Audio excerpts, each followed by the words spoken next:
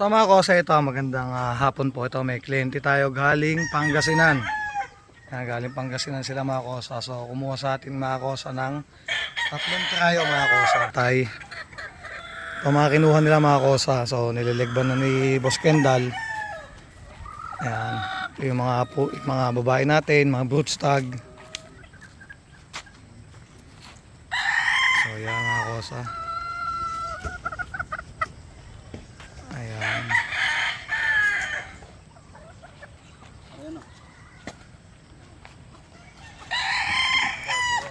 Mga babae natin.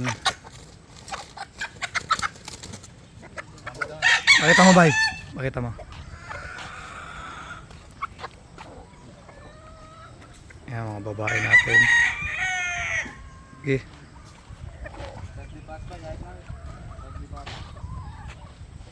Ayan mga kosa. So bali tatlong try ito mga kakosa. 5K Gilmore, Yellow Legged, Golden Boy. Ano pa ba nandyan? Wala na no? Yellow Legged, Golden Boy, Perfect Catch, Gilmore, 5K. Ayan mga kosa.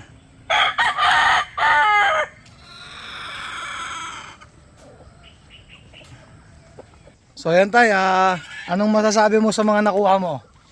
Ayan. Quality. Hindi naman tayo napahiya sir. Oo. Ayan So, ano ba to? Galing pa silang Pangasinan. So, ano oras kayo umalis? Bani Pangasinan. Malayo po ba yun? Sa Padulo? Malayo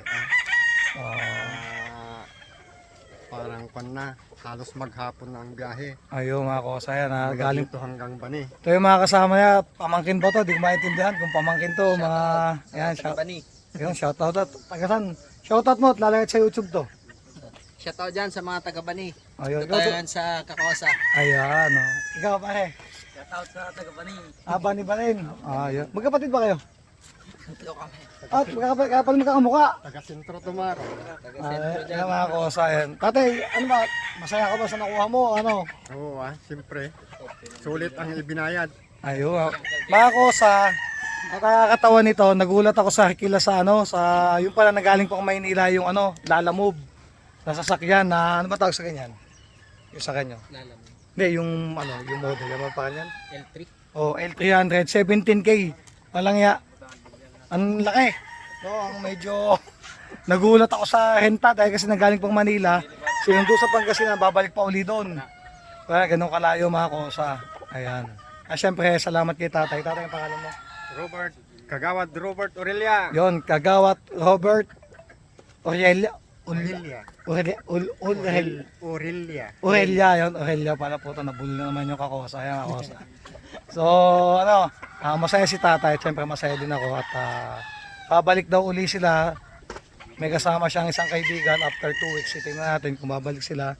Siguro pag sa tingin ko naman, okay na ibigay natin. At wala naman ako masabi din. Siyempre, siya naman ang pumili mga kosa. Hinainan lang natin siya. So, yun. Tay, salamat na marami sa inyo. Sana nagustuhan niyo po talaga. Yan. Salamat po.